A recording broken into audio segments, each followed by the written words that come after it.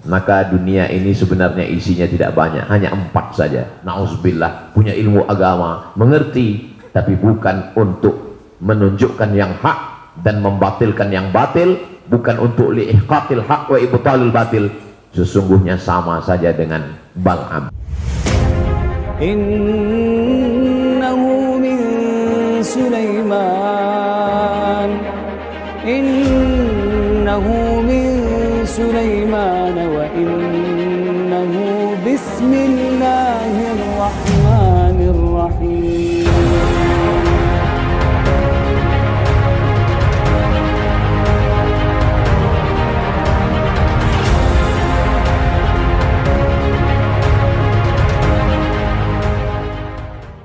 Assalamualaikum warahmatullahi wabarakatuh. Alhamdulillah wassalatu wassalamu ala rasulillah sayyidina wa maulana wa syafi'ina wa zuhrina wa qurrati ayunina Muhammad ibni Abdillah wa ala alihi wa sahbihi wa man da'a bida'watihi wa istanna bisunnatihi ila yaumi liqa'i rabbih wa ba'du. Syekhuna al-fadil Abuya Yahya hafizahullah wa saddada khutah matta'anallahu bituli umurihi wa tabarraku wa natabarraku bimajalisihi al-ilm. Pada kesempatan yang baik dan mulia ini, kedatangan Al-Faqir Abdul Somad ada 3 tujuan. Yang pertama, menyambung silaturahim. Man ahabba yubsata lahu fi rizqihi, siapa yang mau lapang rezekinya, wa yunsa'a lahu fi atharihi, mau panjang umurnya, falyasil rahimahu. Yang kedua adalah ingin menuntut ilmu. Man kharaja fi talabil ilmi, siapa yang keluar rumah dengan niat menuntut ilmu, fa huwa fi sabilillah, maka dia sama seperti orang yang berjihad fisabilillah hatta yarji'a. Yang ketiga adalah memohon doa dari guru kita, mudah-mudahan selalu istiqomah, mudah-mudahan selalu diberikan hidayah bimbingan Allah dan mati dalam keadaan husnul khatimah. Mungkin ilmu kita jauh dari Imam An-Nawawi, mungkin amal kita tidak sebanding apa-apanya dengan Imam An-Nawawi.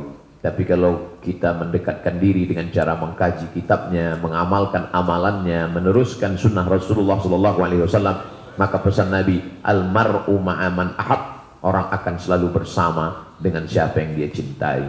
Sesungguhnya banyak sekali orang menyangka bahwa hatinya dipandang Allah karena kemuliaan. Bukan. Man tawadha'a lillah, siapa yang tawadhu, rendah hati karena Allah, maka itulah yang diangkat. Illa rafa'ahullah, maka Allah akan mengangkat derajatnya. Kalau cerita masalah ilmu, maka tidak ada ilmu yang lebih hebat daripada iblis. Kenapa demikian? Karena iblis pernah satu level dengan malaikat dan pernah di surga bersama Nabi Adam alaihissalam. Jadi kalau ada orang mengaku hebat, ilmunya banyak, tapi angkuh, sombong, hasad, dengki, ihtiqar, mengecilkan orang, ujubnya luar biasa, maka kata iblis, ente belum ada apa-apanya dengan saya.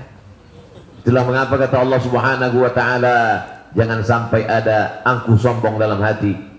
Dalam sebuah hadis dikatakan, la yadkhulul jannah, tak masuk surga, man kana fi qalbihi, dalam hatinya mithqala habbatin min khardalin min kibrin, ada sombong walaupun sebesar biji sawi.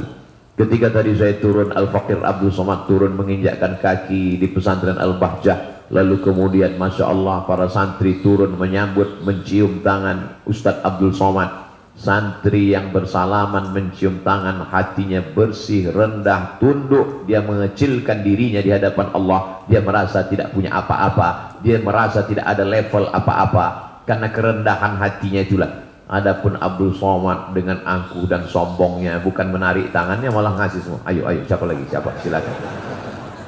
Pada saat itu pandangan Allah jatuh kepada hamba yang sedang menghinakan dirinya, bukan kepada hamba yang sedang menaikkan dirinya.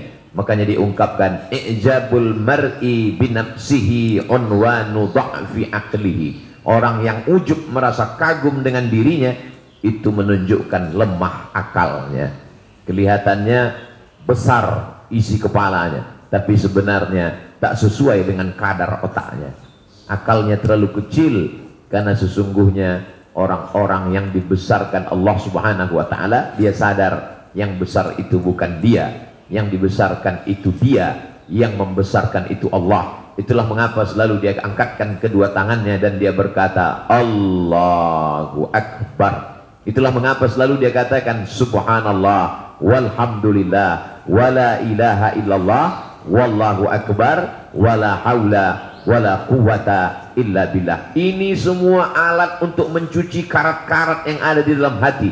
Ketika Abdul Somad merasa bahwa diri dia suci, diri dia besar, diri dia hebat, diri dia, maka dia berkata yang suci hanya Allah, subhanallah. Ketika dia dipuji-puji orang, maka dia mesti mengatakan segala pujian milik Allah, walhamdulillah. Ketika orang mengatakan dia besar, maka dia mesti mengatakan yang besar itu hanya Allah, Allahu Akbar. Kalaupun dia bisa berjalan, dia bisa berkata, maka itu semua hanya kudrat dan iradat Allah. Maka dari mulutnya berkata la haula wala quwata illa billah. Kalau diucapkan dengan pemahaman, pemaknaan dan ilmu yang benar. Banyak juga orang yang berani mengucapkan subhanallah walhamdulillah wala ilaha illallah wallahu akbar, tapi maknanya tidak merasuk karena tidak dengan ilmu, tidak mempengaruhi pola pikirnya, tidak mempengaruhi perbuatannya. Akhirnya ucapan subhanallah walhamdulillah wala ilaha illallah wallahu akbar itu sama saja seperti ucapan bim salah bim abrakadabra.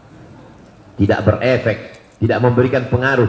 Itulah mengapa dikatakan dalam hadis Rasulullah sallallahu alaihi wasallam, Allahumma inni a'udzubika min ilmin la yanfa'. Ilmu ada tapi tak ada manfaatnya, tak ada gunanya sama sekali. Kalau bicara tentang ilmu yang banyak, maka sesungguhnya tak ada ilmu kita dibandingkan dia yang diceritakan Allah dalam Al-Quran. Walau syi'na la rafa'nahu biha. Kalau kami mau, kami angkat derajatnya tinggi. Walakinnahu akhlada ilal ardi. Tapi dia lebih memilih tanah ke bawah, rendah. Wattaba'a hawah. Dia memperturutkan hawa nafsunya. Namanya Bal'am. Maka dunia ini sebenarnya isinya tidak banyak, hanya 4 saja. Satu orang yang diberi kekuasaan, angkuhnya luar biasa, Fir'aun. Orang yang punya harta, sombongnya luar biasa, Qarun. Orang punya ilmu, tapi ilmunya dipakai untuk menjilat penguasa-penguasa yang zalim, itulah dia, Haman. Maka mereka berdua selalu disandingkan, inna fir'auna wa Haman, karena memang mereka satu kapal. Dan yang keempat adalah na'udzubillah, berilmu agama tapi ilmunya tidak dipakai untuk mendekatkan diri kepada Allah. Dialah Bal'am. 4 tipe manusia kekal abadi sejak zaman Nabi Musa sampai hari ini. Jadi kita tinggal mengukur dan melihat diri kita saja. Kalau kita merasa punya kekuasaan tapi sombong, satu sel dengan Fir'aun. Kalau kebetulan kita kaya tapi kemudian kekayaan kita hanya dipakai untuk menyombongkan diri, berarti kita satu tempat, satu level dengan Qarun. Kalau kita punya ilmu yang banyak tapi ilmu itu tidak dipakai untuk mendekatkan diri kepada Allah, sesungguhnya kita bersahabat dengan Haman. Dan kalau kita na'udzubillah punya ilmu agama, mengerti tapi bukan untuk menunjukkan yang hak dan membatilkan yang batil, bukan untuk li'ihqaqil haq wa ibtalil batil, sesungguhnya sama saja dengan Bal'am. Duduk dengan para ulama, kita sudah mendapatkan inti saripatinya. Makanya banyak yang mengatakan kata-kata hikmah, duduk dengan ulama sejenak sama dengan duduk di perpustakaan bertahun-tahun.